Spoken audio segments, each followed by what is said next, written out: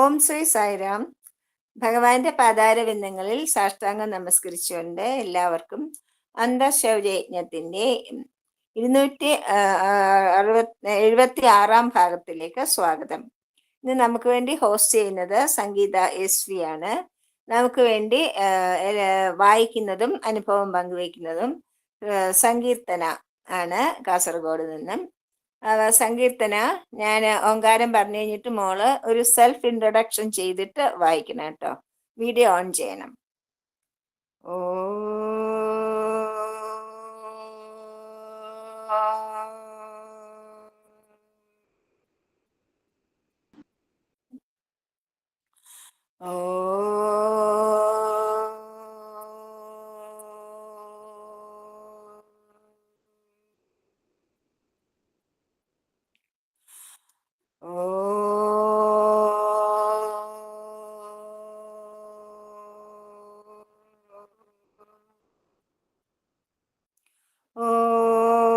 साईश्वराय विद्महे सत्यदेवाय धीमहि तन्नः सर्वः प्रचोदयात्. ॐ साईश्वराय विद्महे सत्यदेवाय धीमहि तन्नः सर्वः प्रचोदयात्. ॐ साईश्वराय विद्महे सत्यदेवाय धीमहि तन्नः सर्वः प्रचोदयात्. ॐ शान्ति शान्ति शान्तिः. ജയ് സായിരാം. സങ്കീർത്തന, മോള് വീഡിയോ ഓൺ ചെയ്തിട്ട് തുടങ്ങിക്കോളൂ. ഓം ശ്രീ സായിരാം. എൻ്റെ പേര് സങ്കീർത്തന. കാസർഗോഡ് ജില്ലയിൽ കാഞ്ഞങ്ങാട് സമിതിയാണ്. ഞാനിപ്പോൾ വർക്ക് ചെയ്യുന്നുണ്ട്, ആർക്കിടെക്റ്റാണ്. പിന്നെ കാസർഗോഡ് ജില്ലയുടെ മഹിളാ DYC ആണ് ഇപ്പോൾ. സായിരാം.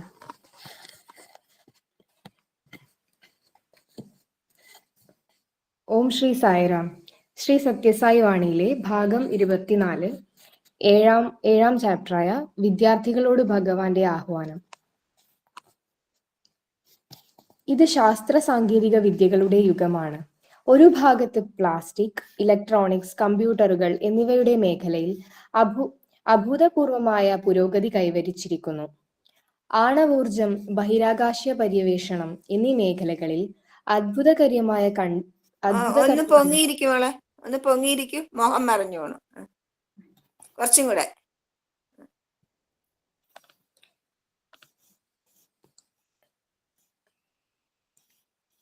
എന്നീ മേഖലകളിൽ അത്ഭുതകരമായ കണ്ടുപിടുത്തങ്ങൾ ഉണ്ടായിട്ടുണ്ട്. ഇതിനുപരിയായി മനുഷ്യൻ ശൂന്യാകാശത്തേക്ക് കൃത്രിമ ഉപഗ്രഹങ്ങൾ അയക്കുന്നു. ആറ്റത്തിന്റെ നിഗൂഢ രഹസ്യങ്ങൾ മനസ്സിലാക്കാൻ വളരെയധികം സമ്പത്തും ഊർജവും വിനിയോഗിക്കുന്നു. പക്ഷേ മനുഷ്യന്റെ സ്വഭാവ വികാസത്തിനായി എന്തെങ്കിലും ചെയ്യാൻ ആർക്കും വലിയ താല്പര്യമില്ല. പരസ്പരം കടത്തിവെട്ടി മുന്നേറുന്ന മത്സരത്തിൽ മനുഷ്യൻ സ്വാർത്ഥതയിലമരുന്നു. തെറ്റായ മാർഗം ആശ്രയിക്കുന്നു. രാഷ്ട്രീയവും സാമ്പത്തികവുമായ പ്രതിസന്ധി മൂലം കുഴപ്പത്തിലായിരിക്കുന്നു. ജാതിമത സംഘർഷത്തിലേക്ക് മനുഷ്യർ തള്ളിവിടപ്പെടുന്നു.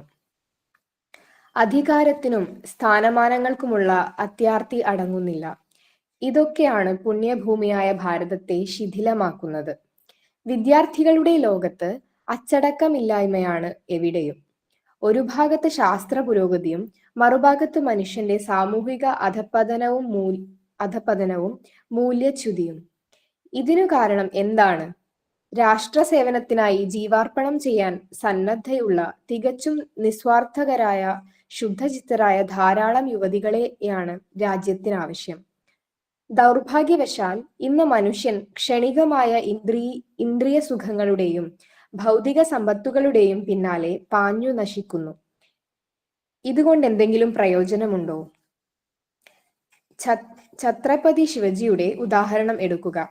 അദ്ദേഹത്തിന് ധനസ്ഥിതി ഒട്ടും കുറവല്ലായിരുന്നു. പിന്നെ എന്തുകൊണ്ടാണ് അദ്ദേഹം സമർത്ഥ രാമദാസിന്റെ മുന്നിൽ യാചകനെ പോലെ ശിഷ്യനായി എത്തിയത്?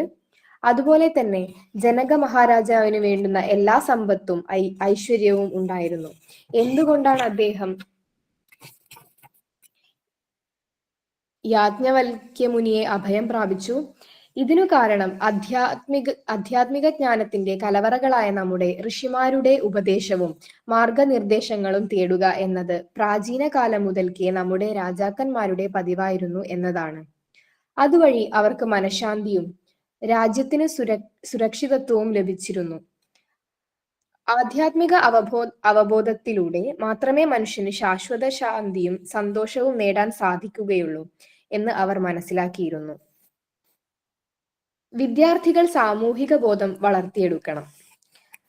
മനുഷ്യനിൽ അന്തർഹിതമായിരിക്കുന്ന ദിവ്യത്തെക്കുറിച്ചും അതിന്റെ അഭാവം മാനവരാശിയുടെ അധപതനത്തിനും ഹേതുവാകുന്നു എന്ന വസ്തുതയെക്കുറിച്ചും ജനങ്ങളെ ബോധവൽക്കരിക്കാൻ വിദ്യാർത്ഥികൾ യത്നിക്കണം.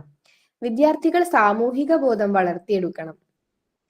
ഇന്നത്തെ വിദ്യാഭ്യാസ സമ്പ്രദായം ഊന്നൽ നൽകുന്ന വിഷയജ്ഞാനവും സാങ്കേതിക വൈദഗ്ധ്യവും ആർജിക്കുന്നത് കൊണ്ട് മാത്രം മതിയാകുന്നില്ല. ഈശ്വരനോട് പ്രീതിയും പാപഭീതിയും സാമൂഹിക നീതിയുടെ ആചരണവും ഇല്ലെങ്കിൽ ലോകത്തെ എങ്ങനെ ശാന്തി പുലരും? രാഷ്ട്രീയ നേതാക്കന്മാരും ശാസ്ത്രജ്ഞന്മാരും എല്ലാ കാര്യങ്ങളും യുവജനങ്ങളെ പഠിപ്പിക്കുന്നു. ഈ അധ്യാപനം കൊണ്ട് എന്തു പ്രയോജനം? വേദികളിലെ പ്രസംഗങ്ങളും ചുമരുകളിലെ മുദ്രാവാക്യങ്ങളും പത്രമാധ്യമങ്ങളിലെ മഹൽ പദവികളൊന്നുമല്ല വിദ്യാർത്ഥികൾക്ക് ആവശ്യമായിട്ടുള്ളത്. അവർക്ക് ആവശ്യം സത്യസന്ധതയും സദാചാരത്തിനു വേണ്ടി നിലകൊള്ളുന്ന നേതാക്കളെയാണ്. ലോകത്തിലെ സകല വസ്തുക്കളും നശ്വരമാണ്. നശ്വരത എല്ലാ മനുഷ്യർക്കും അനിവാര്യമായ വിധിയാണ്. മനുഷ്യൻ ഏത് ആദർശത്തിനു വേണ്ടിയാണോ ജീവിക്കുന്നത്, ഏതിനു വേണ്ടിയാണോ സ്വജീവിതം പോലും ത്യജിക്കാൻ തയ്യാറാകുന്നത്, അത് എന്നെന്നും നിലനിൽക്കും. അതുകൊണ്ട് എല്ലാ വിദ്യാർത്ഥികളും മഹത്തായ ആദർശങ്ങൾ ഉൾക്കൊള്ളാനും അതിനനുസൃതമായി ജീവിക്കാനും പഠിക്കണം. ഇതാണ് അമരത്വത്തിന്റെ രഹസ്യം. മാതൃകാപരമായ ശ്രേഷ്ഠമായ ജീവിതം കൊണ്ട് അവർ ലോകത്തെ പരിവർത്തന വിധേയമാക്കണം. പ്രാചീന കാലത്ത് ഭാരതം ഇതായിരുന്നു അനുഷ്ഠിച്ചു വന്നത്. ദിവ്യത്വത്തിലേക്ക് എത്താൻ വേണ്ടി മനുഷ്യനാകാൻ യത്നിക്കുക. വിദ്യാർത്ഥികൾ രാഷ്ട്രത്തോടുള്ള അവരുടെ മഹത്തായ കടമകളെ കുറിച്ച് മനസ്സിലാക്കണം. അവർ സ്വാർത്ഥത കൈവെടിയണം. മനുഷ്യർ ഇന്ന് സ്വാർത്ഥതയിൽ അമർന്നിരിക്കുകയാണ്. പല സാമൂഹിക തിന്മകൾക്കും ഇതാണ് കാരണം. ഓരോ ചിന്തയും പ്രവൃത്തിയും സ്വാർത്ഥ താല്പര്യത്താൽ പ്രേരിതമാണ്. ആഗ്രഹങ്ങൾ പെരുകുകയും മനഃശാന്തി നഷ്ടമാകുകയും ചെയ്യുന്നു. ഈ പരിതാപകരമായ സ്ഥിതിയിൽ നിന്നും മനുഷ്യനെ രക്ഷപ്പെടുത്തണം. മാനവരാശിയുടെ ഇന്നത്തെ പ്രശ്നങ്ങൾ ശാസ്ത്ര സാങ്കേതിക വിദ്യകൾ കൊണ്ട് മാത്രം പരിഹരിക്കപ്പെടുകയില്ല. മാനവ സ്വഭാവ പരിവർത്തനം മാത്രമാണ് ഈ പ്രതിസന്ധി തരണം ചെയ്യാനുള്ള ഏക ഉപായം. മനുഷ്യത്വമുള്ളവരായി തീരാനും ദിവ്യത്വത്തിലേക്ക് ഉയരാനും യത്നിക്കണം. സ്വഭാവ വൈഷ്ഠ്യത്തിനും സദാചാര പോഷണത്തിനും മുതകാത്ത വിദ്യാഭ്യാസം വ്യർത്ഥമാണ്. ശാസ്ത്രവും സാങ്കേതിക വിദ്യകളും ആവശ്യമെന്നുള്ള കാര്യത്തിൽ സംശയമില്ല. പക്ഷേ അവയെ ശരിയായി വിനിയോഗിക്കണം. ശാസ്ത്രജ്ഞന്മാർ ബാഹ്യലോകത്തെ സംബന്ധിച്ചു എല്ലാം കണ്ടുപിടിക്കാൻ പരിശ്രമിക്കുന്നു. പക്ഷേ തങ്ങളെ സംബന്ധിച്ച സത്യം മനസ്സിലാക്കാൻ അവർ ഒരു പരിശ്രമവും നടത്തുന്നില്ല. ഇന്ദ്രിയങ്ങളെ സ്വയം നിയന്ത്രിക്കാൻ അവർ പഠിച്ചിട്ടില്ല. തത്വങ്ങളുടെ അധീശനും ശക്തിമാനുമായ തന്റെ അച്ഛനെ പ്രഹ്ലാദൻ പഠിപ്പിച്ചതാണ്. പ്രഹ്ലാദൻ ഹിരണ്യകശിപുവിനോട് പറഞ്ഞു, അങ്ങ് ലോകം മുഴുവനും കീഴടക്കി, എന്നാൽ സ്വന്തം ഇന്ദ്രിയങ്ങളിന്മേൽ അങ്ങേക്ക് ഒരു നിയന്ത്രണവും ഇല്ലാതായി. സായിറാം. മോൾ അനുഭവങ്ങൾ പങ്കുവെച്ചോളൂ. അപ്പോഴ് നാഷണൽ ലെവലില് പിന്നെ പാട്ട് പാടാൻ അവസരം കിട്ടിയതൊക്കെ പറയണം കേട്ടോ. സായിറാം. എൻ്റെ പേര് സങ്കീർത്തന. പിന്നെ ഞാനിപ്പോ സായി ഡിവോട്ടി ഇതിലേക്ക് വന്നത് എങ്ങനെയാ വെച്ചാൽ, എൻ്റെ അച്ഛനും അമ്മയും രണ്ടുപേരുടെ ഫാമിലിയും സായി ഡിവോട്ടീസ് ആയിരുന്നു. അപ്പം ജനിച്ചത് മുതലേ തന്നെ സമിതിയിൽ പോകുന്നുണ്ട്, ഭജന കേൾക്കുന്നുണ്ട്. അങ്ങനെ ചെറുപ്പത്തിലെ ഭജന പാടും, ബാലവികാസ് ക്ലാസ്, അങ്ങനെ പറ്റുമ്പോഴൊക്കെ സമിതിയിൽ പോവും, ഭജൻസ് പാടും. വേറെ കാര്യമായിട്ട് ഇങ്ങനെ അത്ര ആക്റ്റീവ് ഒന്നും അല്ലായിരുന്നു. ഇപ്പൊ സ്കൂളിൽ പഠിക്കുന്ന സമയത്താണെങ്കിലും ക്യാമ്പിന് പോവും, ഭജന പാടും. അല്ലാതെ പിന്നെ അച്ഛനും അമ്മയും പോകുമ്പോൾ അങ്ങനെ അവരെ അച്ഛൻ്റെ അമ്മേൻ്റെയും കൂടെ സമിതിയിലേക്ക് പോകും, അത്രയേ ഉള്ളൂ. അപ്പം അങ്ങനെ സ്കൂള് കഴിഞ്ഞു. ഇപ്പൊ കോളേജ് ടൈമിലാണെങ്കിലും അത്ര ഒന്നിനും പോവാനൊന്നും എനിക്ക് അങ്ങനെ പറ്റലുണ്ടായില്ല. പിന്നെ അങ്ങനെ കോളേജ് കോഴ്സ് കഴിഞ്ഞതിന് ശേഷമാണ് ഇപ്പം ഒരു നാഷണൽ ലീഡർഷിപ്പ് പ്രോഗ്രാം ചെയ്യാൻ പറ്റി. പിന്നെ അത് NLP, അത് ഒരു പുട്ടപർത്തിയിൽ നിന്ന് തന്നെ അവര് നടത്തുന്ന ഒരു കോഴ്സാണ്. അപ്പൊ അതില് സെലക്റ്റഡ് ആയി. അത് നമ്മ ഡിസ്ട്രിക്റ്റ് പ്രസിഡന്റ് സതീഷ് സാറിന്റെ ഇതിലാണ് ഞാൻ അതിലേക്ക് കയറിയത്. സാറായിരുന്നു എനിക്ക് റെക്കമെൻഡ് ചെയ്തത്. അങ്ങനെ ഇന്റർവ്യൂ അറ്റൻഡ് ചെയ്തു, അതിൽ സെലക്റ്റഡ് ആയി. അതൊരു 9 മാസത്തെ കോഴ്സാണ്. അപ്പോൾ ശരിക്കും ആ കോഴ്സ് അറ്റൻഡ് ചെയ്തതിന് ശേഷമാണ് എനിക്ക് ഭയങ്കര, അതായത് അതിനു മുന്നേ എപ്പോഴും സമിതിയിൽ പോവും, ഭജന പാടും, അത്രയേ ഉള്ളൂ. പിന്നെ ഭയങ്കര സ്വന്തമായിട്ടുള്ള ഭയങ്കര ഇഷ്ടത്തോടു കൂടി പോവുക, അങ്ങനെയല്ല ഉണ്ടായത്. പക്ഷെ NLPയിൽ കയറിയതിന് ശേഷം അതായത് അതില് ഞാൻ കുറച്ച് എഫേർട്ട് ഇട്ടു. ആ ഒരു 9 months അതൊരു ഒരു ജേണി ആയിരുന്നു. അതിൽ സ്വാമി കേരളത്തിൽ വിസിറ്റ് ചെയ്ത പ്രോജക്റ്റ് ഡോക്യുമെന്റ് ചെയ്യാൻ പറ്റി. അപ്പൊ NLPക്ക് കഴിഞ്ഞതിന് ശേഷമാണ് കുറച്ചും കൂടി സ്വാമി എനിക്ക് തന്നെ ഇങ്ങോട്ടേക്ക് കുറെ ഓപ്പർച്യൂണിറ്റീസ് ഇങ്ങനെ തരുന്നത് പോലെ എനിക്ക് വല്ലാണ്ട് ഫീൽ ചെയ്യാൻ തുടങ്ങി. അതിനുശേഷം ഞാൻ പുട്ടപർത്തിയിൽ ഞാൻ ആദ്യമായിട്ട് പാടുന്നത് കഴിഞ്ഞ വർഷം എനിക്ക് സ്വാമിയുടെ മുന്നിൽ പാടാൻ പറ്റി. അതിനുശേഷം ഇങ്ങനെ തന്നോണ്ടേയിരിക്കാന്ന് പറയാം. അതായത് ഞാൻ ചെറിയൊരു എഫേർട്ട് എടുത്തത് മാത്രമേ ഉള്ളൂ. ഇങ്ങോട്ടേക്ക് കുറേ ഓപ്പർച്യൂണിറ്റീസ് ഇങ്ങനെ തന്നോണ്ടേയിരിക്കാന്ന്. അതിനുശേഷം ഇപ്പം സെന്റിനറി ഇയറിൽ തന്നെ ഇപ്പൊ രണ്ട് പ്രാവശ്യം വീണ്ടും പുട്ടപർത്തിയിൽ പാടാൻ പറ്റി. ഒരു ഗണേഷ് ഭജൻ പാടാൻ പറ്റി. അതുപോലെ റേഡിയോ സായില് പാടേണ്ട ഒരു 11 ഭജന് കോറസ് പാടാനുള്ള ഒരു ഇത് തന്നു.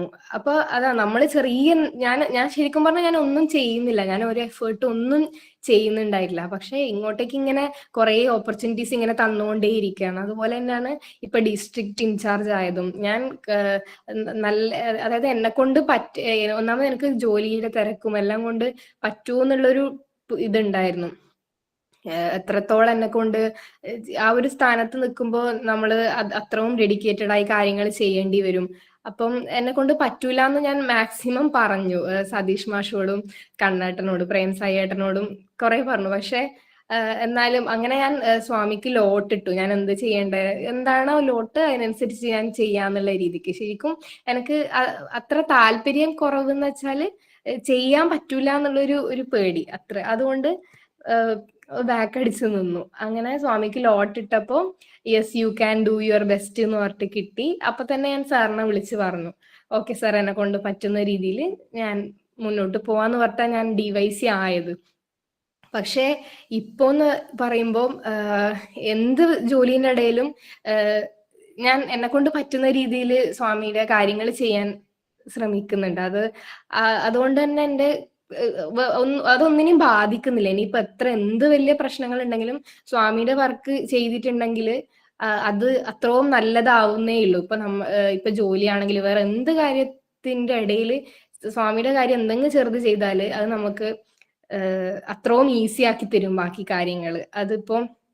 ഇപ്പൊ എൻ്റെ ഒരു അനുഭവം പറയാനാണെങ്കിൽ, ചെറിയൊരു അനുഭവം. ഇപ്പോ കഴിഞ്ഞ വിഷുവിന് മ്യൂസിക് പ്രോഗ്രാം ഉണ്ടായിരുന്നു പുട്ടപർത്തിയിൽ. അപ്പൊ അതിന്റെ പ്രാക്ടീസ് ആലുവയിൽ നടക്കുന്നു. അപ്പം ആ സമയത്ത് എനിക്ക് എൻ്റെ കമ്പനിയിൽ എൻ്റെ ജോലി സംബന്ധമായിട്ട് ചെറിയൊരു മിസ്റ്റേക്ക് പറ്റി എൻ്റെ സൈഡിൽ നിന്ന്. ഞാൻ ചെയ്തൊരു വർക്ക് ഒരു ചെറുതല്ല, കുറച്ച് വലിയ രീതിയിൽ തന്നെ പ്രശ്നം വന്നു. പക്ഷെ അത് സംഭവിക്കുന്ന ഒരു ശനിയാഴ്ചയാണ്. ഞായറാഴ്ചയാണ് എനിക്ക് പ്രാക്ടീസിന് പോകേണ്ടത്. അപ്പൊ തിങ്കളാഴ്ച ജോലിക്ക് കയറുമ്പോൾ അവരെന്തായാലും എന്നെ കുറച്ച് ഫയറിങ് കിട്ടും എന്നുള്ള കാര്യം എനിക്ക് ഉറപ്പായിരുന്നു. അങ്ങനെ പക്ഷെ പ്രാക്ടീസിന് ഇപ്പൊ പുട്ടപർത്തിയിലുള്ള പ്രോഗ്രാം ആയതുകൊണ്ട് പ്രാക്ടീസിന് എങ്ങനെയും പോവാണ്ടിരിക്കാനും പറ്റൂല. അങ്ങനെ ശനിയാഴ്ച ഞാൻ എന്തോ തട്ടിക്കൂട്ടി വർക്ക് ചെയ്ത് വെച്ചു. എന്തായാലും തിങ്കളാഴ്ച വന്നിട്ട് നല്ല ഫയറിങ് കിട്ടും എന്ന് എനിക്ക് ഉറപ്പാ. ഞായറാഴ്ചയും കൂടി ഉണ്ടെങ്കിൽ എന്തെങ്കിലും ചെയ്യാം. പക്ഷെ പ്രാക്ടീസിന് പോകേണ്ടത് കൊണ്ട് നടക്കൂല. അങ്ങനെ ഞാൻ ശനിയാഴ്ച തട്ടിക്കൂട്ടി ചെയ്ത് ഒരു സംഭവം ചെയ്ത് അയച്ചു കൊടുത്തു. തിങ്കളാഴ്ച വന്നിട്ട് ബാക്കിയെല്ലാം കേൾക്കാന്നുള്ള രീതിയിൽ. അങ്ങനെ പക്ഷെ ഞാനിങ്ങനെ എന്നാലും ഞായറാഴ്ച പ്രാക്ടീസിന്റെ സമയത്ത് എന്റെ മൈൻഡിൽ ഇത് തന്നെയായിരുന്നു. അയ്യോ നാളെ പോയിട്ട് ഇനി ഫുള്ള് കേൾക്കണമല്ലോ, അവര് പറയും അങ്ങനെ നന്നായിട്ട് ഫയറിങ് കിട്ടും, അത് വലിയ രീതിയിൽ തന്നെ പ്രശ്നമാവുന്നുള്ള ഒരു പേടി ഉണ്ടായിരുന്നു എനിക്ക്. അങ്ങനെ ആലുവയിൽ പോയി പ്രാക്ടീസ് എല്ലാം കഴിഞ്ഞ് വന്നു. തിങ്കളാഴ്ച കമ്പനി കോളിൽ കയറിയപ്പം അന്ന് കാര്യമായിട്ട് എന്തോ അതിനെക്കുറിച്ചൊന്നും സംസാരിച്ചിട്ടില്ല, ഈ ഒരു ഇഷ്യൂവിനെ കുറിച്ചിട്ട്. പിന്നെ ഒരു 2 ദിവസം കഴിഞ്ഞിട്ടാണ് ഈ പ്രൊജക്ടിനെ പറ്റി ഡിസ്കഷൻ വരുന്നത്. ആ ഡിസ്കഷൻ വരുമ്പോൾ തന്നെ ഞാൻ നല്ലോണം ഭയങ്കരമായിട്ട് ടെൻഷൻ അടിച്ചു, എന്താവും അറിയാതെ. ഡിസ്കഷൻ വരല്ലേന്നാ ഞാൻ പ്രാർത്ഥിച്ചുകൊണ്ടിരുന്നത്. പക്ഷെ ആ ഡിസ്കഷൻ വന്നപ്പോൾ അവരെന്നെ ഇങ്ങോട്ടേക്ക് ആ പ്രൊജക്ടിനെ പറ്റി എന്നോട് ഇങ്ങോട്ടേക്ക് എന്നെ അപ്രീഷിയേറ്റ് ചെയ്തു. ഈ അതായത് you did A very great job എന്ന് അവർ പറഞ്ഞു. പക്ഷെ ഞാൻ ഭയങ്കര ഷോക്കായി പോയി. കാരണം ശനിയാഴ്ച ഞാൻ ഭയങ്കരമായിട്ട് ഇങ്ങനെ തട്ടിക്കൂട്ടി സബ്മിറ്റ് ചെയ്തൊരു സാധനം തിങ്കളാഴ്ച വന്ന് വഴക്ക് കിട്ടും എന്ന് പ്രതീക്ഷിച്ചിട്ട് അതിന് നേരെ ഓപ്പോസിറ്റ് ആയിട്ട് എനിക്ക് അവരുടെ അടുത്ത് നിന്ന് കേൾക്കേണ്ടി വന്നത്. ഇപ്പോഴും എനിക്ക് അത് ഡൗട്ടാ, ഞാൻ എന്തായിരുന്നു അന്ന് ചെയ്തത് എന്ന്. അപ്പം നമ്മള് സ്വാമിയുടെ കാര്യത്തിന് വേണ്ടി അതായത് സ്വാമിയുടെ കാര്യത്തിന് വേണ്ടി എന്തെങ്കിലും ചെറിയൊരു സ്റ്റെപ്പ് ഇട്ടാല് ബാക്കി എല്ലാ കാര്യവും നമുക്ക് നല്ല രീതിയിൽ തന്നെ ചെയ്തിട്ട് ആ ഒരു രീതിയിലേക്ക് തന്നെ എത്തിക്കും. അതിൽ ഒരു സംശയമില്ല. അതിങ്ങനെ എക്സ്പീരിയൻസ് ചെയ്യുമ്പോഴാണ് അതിന്റെ ആ ഒരു സ്വയം ഫീൽ ചെയ്യുമ്പോഴാണ് സ്വാമിയായിട്ട് ആ ഒരു അടുപ്പം വല്ലാത്തൊരു ഫീലിംഗ് അറിയുമ്പോഴാണ് അതിന്റെ ഒരു ഇത് മനസ്സിലാവുന്നത്. അപ്പം എല്ലാവരും അതായത് പറ്റുന്നത്ര സ്വാമിയുടെ കാര്യങ്ങൾ ചെറിയ രീതിയിൽ നമ്മൾ എന്തെങ്കിലും ചെയ്താൽ തന്നെ ഇങ്ങോട്ടേക്ക് അത്രയും കൂടെ തന്നെ ഉണ്ടാവും എന്നുള്ളൊരു ഫീലിംഗ് അത് ഉറപ്പാണ്, അതിലൊരു സംശയമില്ല. സായിരാം. സൈരം മോളെ, നല്ല അനുഭവങ്ങളാണ് പറഞ്ഞത്. എന്തായാലും നല്ല പാട്ടുകാരിയാണ് സങ്കീർത്തന, അത് തനിയെ പറയാൻ പറ്റില്ലല്ലോ, അതുകൊണ്ട് ഞാൻ പറയുകയാണ്. അവളുടെ ഭജന നമുക്ക് കേൾക്കാം. അപ്പൊ അതിനിടയ്ക്ക് സമയമുള്ളത് കൊണ്ട് ഞാനിന്ന് വായിച്ച ഭഗവാനെ പറ്റിയുള്ള ഒരു അനുഭവം പറയാം. അതായത് ഭഗവാൻ ശരീരം ത്യജിച്ച് പോയി, സ്വധാമത്തിലേക്ക് മടങ്ങിപ്പോയി. അതായത് ചെറിയ ശരീരത്തിന് ഒതുങ്ങി നിന്നിരുന്ന പരമാത്മാവ് എല്ലായിടത്തും സർവത്ര വ്യാപിച്ചു നിൽക്കുന്ന പരമാത്മാവായിട്ട് ചേഞ്ച് ചെയ്തു പോയി, മാറിപ്പോയി. നമ്മുടെ എല്ലാവരുടെ ഹൃദയങ്ങളിലും ലോകത്തുള്ള സർവ്വ സ്ഥലത്തും ഒരു സ്പേസ് പോലും ഇല്ല ഭഗവാൻ ഇല്ലാതെ. അങ്ങനെ വ്യാപിച്ചു നിൽക്കുന്ന ഭഗവാനാണ് എന്ന് നമ്മൾ പൂർണ്ണമായിട്ട് വിശ്വസിക്കണം. അതിനുള്ള ഒരു കഥ, ഒരു അനുഭവം ആണ് ഇന്ന് ഞാൻ പറയാൻ പോണത്. ആലപ്പുഴ SD കോളേജില്, സംസ്കൃത കോളേജില് പിന്നെ ഹെഡ് ഓഫ് ദ ഡിപ്പാർട്ട്മെന്റ്, സംസ്കൃത കോളേജിലെ സംസ്കൃത ഡിപ്പാർട്ട്മെന്റിന്റെ ഹെഡായിരുന്ന രാമരാജവർമ്മ എന്നൊരു അധ്യാപകനുണ്ടായിരുന്നു. അദ്ദേഹം വളരെ ശാന്തനും സ്വാത്വികനും വലിയ സായി ഡിവോട്ടിയുമായിരുന്നു ആണ്. അപ്പൊ അദ്ദേഹത്തിന്റെ ഭവനം തന്നെ ആലപ്പുഴയിലെ ഒരു സമിതി അവിടെ നടത്തുന്നുണ്ട്. അപ്പോൾ ഒരു പ്രാവശ്യം അദ്ദേഹം സമിതി ഹാളൊക്കെ ഒന്ന് പെയിന്റ് ചെയ്യാനായിട്ട് ഒരു പെയിന്ററെ വിളിച്ചു. ഭയങ്കര കള്ളുകൂടിയനും ഭയങ്കരമായിട്ട് പുകവലിക്കുന്ന ആളുമാണ് അയാൾ. നിർത്താതെ ബീഡി വലിച്ചോണ്ടിരിക്കും. അറിയാമല്ലോ, ആ ലെവലിലുള്ള കള്ളുകുടിക്കുകയും ബീഡി വലിക്കുകയൊക്കെ ചെയ്യുന്ന ഒരു പെയിന്ററുടെ രൂപം നമ്മുടെ മുമ്പിൽ വരും തീർച്ചയായിട്ടും, അല്ലേ? അപ്പൊ അദ്ദേഹം അങ്ങനെ വന്ന് പുറത്തുള്ള വീടിന്റെ പുറമൊക്കെ നന്നായിട്ട് പെയിന്റ് ചെയ്യാണ്. ആ പെയിന്റ് ചെയ്യണ സമയത്ത് മുഴുവൻ ഈ ബീഡി വലിക്കുക. മുറ്റമാണെങ്കിൽ നല്ല കൂവളം തുളസി മുതലായ നല്ല പുണ്യവൃക്ഷങ്ങളും പുണ്യസസ്യങ്ങളുമുള്ള നല്ല വൃത്തിയായിട്ട് വെച്ചിരിക്കുന്ന മുറ്റമാണ്. അവിടെയൊക്കെ മുകളിലിരുന്നോണ്ട് വെറുതെ ഈ ബീഡിക്കുറ്റിയൊക്കെ വലിച്ചെറിയുക, ഒരു കൂസലും ഇല്ല. എന്നിട്ട് വൈകുന്നേരം ആവുമ്പോ അയാളുടെ പാട്ടിന് പോകും. പാവം മാഷ് അതെല്ലാം അദ്ദേഹത്തിന് വളരെ സൗമ്യനാണ്. ആരോടും ആവശ്യമില്ലാതെ മറുത്ത് സംസാരിക്കുക, കർക്കശമായിട്ട് സംസാരിക്കുക, ഇതൊന്നും അദ്ദേഹത്തിന് അറിയില്ല. അപ്പൊ അദ്ദേഹം അതുകൊണ്ട് തന്നെ അയാൾ പോയി കഴിയുമ്പോൾ അവിടെയൊക്കെ വൃത്തിയാക്കി ബീഡിക്കുറ്റിയൊക്കെ എടുത്ത് കളഞ്ഞ് വൃത്തിയാക്കും. അങ്ങനെ 3-4 ദിവസം കഴിഞ്ഞ് പുറത്തുള്ള പെയിന്റിങ് എല്ലാം കഴിഞ്ഞു. ഇനി സമിതി ഹാളാണ് ചെയ്യേണ്ടത്. വീട്ടിനകത്ത് സമിതി ഹാളിലാണ് ആദ്യം കയറ്റിയത്. അകത്ത് കയറിയ ഉടനെ ഭഗവാന്റെ നല്ല നല്ല പിക്ചേഴ്സ്, നല്ല പടങ്ങൾ അവിടെ ഇരിക്കുന്ന കണ്ടു. എടുത്ത വായിലെ ഇയാള് ചോദിച്ചു, അയ്യോ ഇയാളല്ലേ ഇന്നാള് ചത്തുപോയതെന്ന്. ഇങ്ങനെയാണ് ഭാഷ. അറിയാലോ, നമുക്ക് ആ ലെവലിലുള്ള ഭാഷ അറിയാം. അപ്പൊ ഇയാളല്ലേ ഇന്നാള് ചത്തുപോയത് സ്വാമി എന്ന് ചോദിച്ചു, സാറേ എന്ന് ചോദിച്ചു. സാറിന്റെ മനസ്സിന് ഇത്ര വലിയൊരു ആഘാതം. എന്റെ ഭഗവാനെ പറ്റി ഇയാൾ എന്താണ് പറയണത്, അറിവില്ലായ്മ കൊണ്ടാണെങ്കിലും. എന്റെ സ്വാമി അദ്ദേഹം വേഗം ഭഗവാന്റെ മുമ്പിൽ നിന്നിട്ട് പ്രാർത്ഥിച്ചു, സ്വാമി അറിവില്ലാതെ അയാൾ പറഞ്ഞു പോയതാണ്, ദയവായിട്ട് ക്ഷമിക്കണേ ഭഗവാനെ എന്ന് പറഞ്ഞു. പക്ഷെ അദ്ദേഹത്തിന്റെ ഹൃദയം ഇങ്ങനെ സങ്കടം കൊണ്ട് നിറഞ്ഞു നിന്നു. പക്ഷെ ഒന്നും പറഞ്ഞില്ല, അയാളോടൊന്നും പറഞ്ഞില്ല, ഉത്തരവൊന്നും പറഞ്ഞില്ല, എന്ത് പറയാനാ. അങ്ങനെ അയാൾ ഒരു 6:30 മണിയായപ്പോ അയാളുടെ ജോലിയൊക്കെ തന്നു, ശമ്പളം കൊടുത്തു, അതും വാങ്ങിക്കൊണ്ട് പോയി. അപ്പൊ അതുപോലെ ചന്തയിൽ പോയി സാധനങ്ങളൊക്കെ വാങ്ങിച്ചു, കള്ള് ഷോപ്പിൽ കയറി അസലായിട്ട് വീശി, അത് കഴിഞ്ഞിട്ട് സിഗരറ്റും വലിച്ചൊരു പാട്ടും പാടി സൈക്കിളിൽ കയറി അങ്ങനെ സൈക്കിളിൽ കയറി അങ്ങനെ പോകുമ്പോ ഒരു തോടുണ്ട്. ആ തോടിന്റെ എതിരെ ഒരു പള്ളുരുത്തി പാലം എന്നൊരു പാലമുണ്ട് അവിടെ. ആ പാലത്തിലേക്ക് കയറി.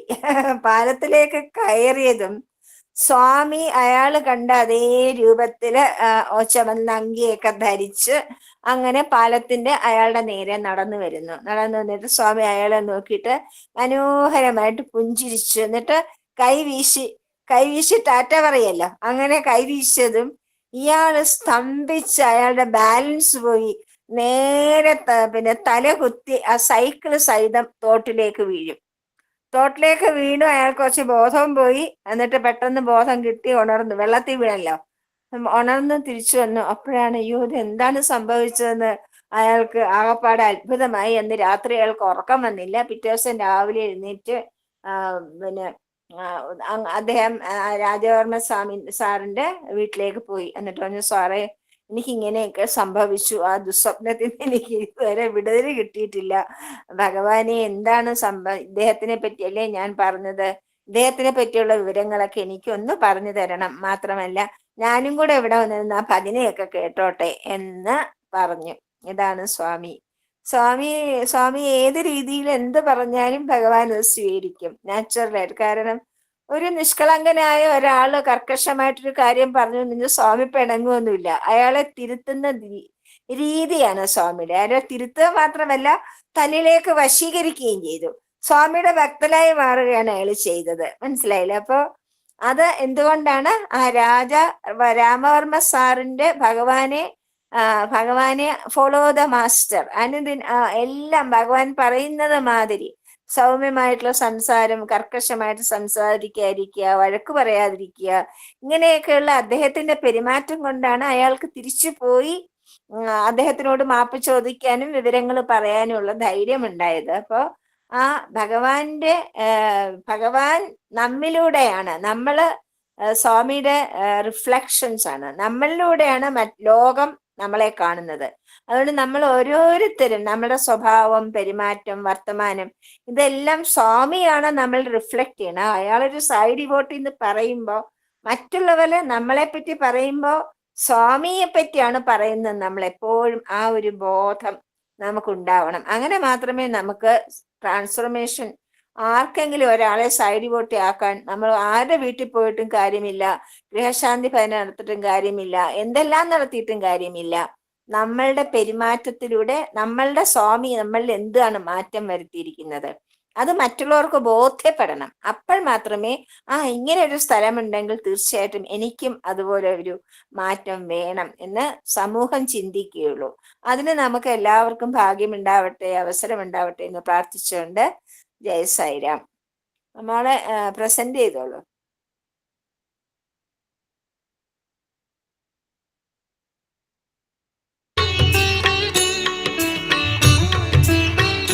దైవత్వం సర్వత్రా ఉండినప్పటికీ, though God is everywhere, ఆ దైవత్వంతో దైవత్వాన్ని, ప్రకృతికి యొక్క తత్వాన్ని రెండింటిని కలిపినప్పుడే ఈ దివ్యత్వం మనకు ప్రాప్తిస్తుంది. you can certainly experience the divinity if you just combine the divinity, visualize it in nature.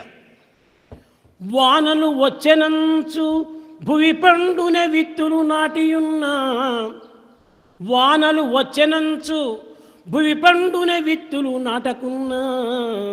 If you don't sow the seeds, can you expect the crop when there are no rains?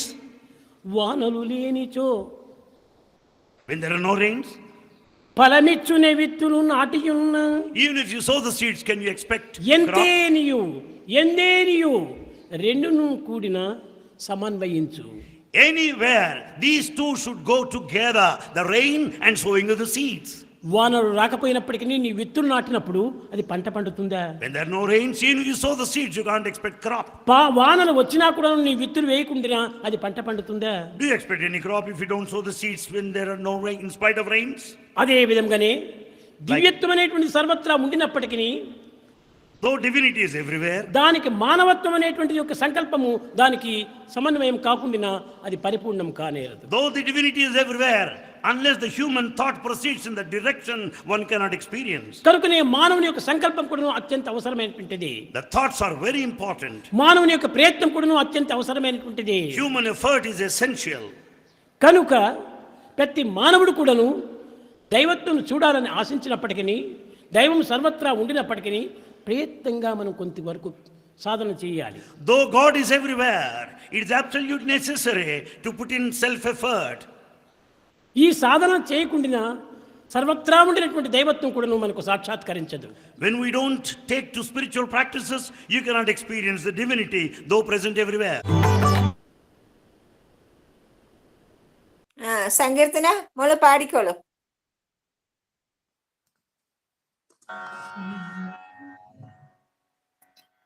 द्विजवदना Gananatha नाथा गजवदना गणनाथा नाथा गौरीवर तनया गुणालया गौरीवर तनया गुणालया गजवदना गणनाथा नाथा विद्यादायक बुद्धिप्रदायक विद्यादायक बुद्धिप्रदायक सिद्धिविनायक हे शुभदायक सिद्धिविनायक हे शुभदायक गजवदना गणनाथा नाथा गौरीवर तनया गुणालया गजवदना गणनाथा नाथा विद्यादायक बुद्धिप्रदायक सिद्धिविनायक हे शुभदायक सिद्धिविनायक हे शुभदायक गजवदना गणनाथा नाथा. Very nice മോള്. നന്നായിട്ട് പാടിയെന്ന് പറയേണ്ട കാര്യമില്ല. എന്നാൽ ഇതാണ് മോൾ അന്ന് അവിടെ പാടിയത് അല്ലേ? അതെ അതെ. വെരി നൈസ്, നന്നായിട്ടുണ്ട് കേട്ടോ. സായിരാം. സായി ഉപമ. ഇന്നു മുതൽ സാധന, ജപം, ധ്യാനം, വിവേകം, വിചക്ഷണം, വൈരാഗ്യം എന്നിവ അഭ്യസിക്കുവാൻ തുടങ്ങുക. എന്തായാലും കൃത്യനിഷ്ഠയോടെ ഒരു സമയപരിധിക്കുള്ളിൽ ഇവയൊക്കെ പരിശീലിക്കുക. ഒരു ഡോക്ടർ മരുന്നിന്റെ അളവ് കൃത്യമായി നിർദ്ദേശിച്ച് കൃത്യസമയങ്ങൾ കഴിക്കുവാൻ പറയുന്നത് പോലെ നിങ്ങളും ശാരീരികവും മാനസികവുമായ എല്ലാ അഭ്യാസങ്ങൾക്കും പരിധി നിർണയിച്ച് അത് അനുധാവനം ചെയ്യണം. നിങ്ങൾക്ക് ഈശ്വരനാമത്തിലോ രൂപത്തിലോ വിശ്വാസമില്ലെങ്കിൽ സാരമില്ല. നിങ്ങൾ ഈശ്വരോന്മുഖം നയിക്കുന്ന സത്യത്തിൽ അടിയുറച്ച് വിശ്വസിക്കുക. ഈശ്വരോന്മുഖമായ പാതയിലെ പ്രേമം അഭ്യസിക്കുക. അധൈര്യമോ നിരാശയോ തോന്നേണ്ടതില്ല. ഭയത്തിന് ഒരു കാരണവുമില്ല. ഈശ്വരൻ ലോകത്തെ ആപത്തിൽ നിന്നും രക്ഷിക്കുവാനായി അവതരിച്ചിരിക്കുന്നു. ശാന്തരായി ഇരുന്നു കൊണ്ട് ലോക നന്മയ്ക്ക് വേണ്ടി പ്രാർത്ഥിക്കുക. നിങ്ങളുടെ ആനന്ദം മറ്റുള്ളവരുമായി പങ്കുവെക്കുക. കഴിയുന്നിടത്തോളം മറ്റുള്ളവരുടെ സങ്കടങ്ങൾ കുറയ്ക്കുന്നതിന് എന്തെങ്കിലും സഹായം നൽകുക.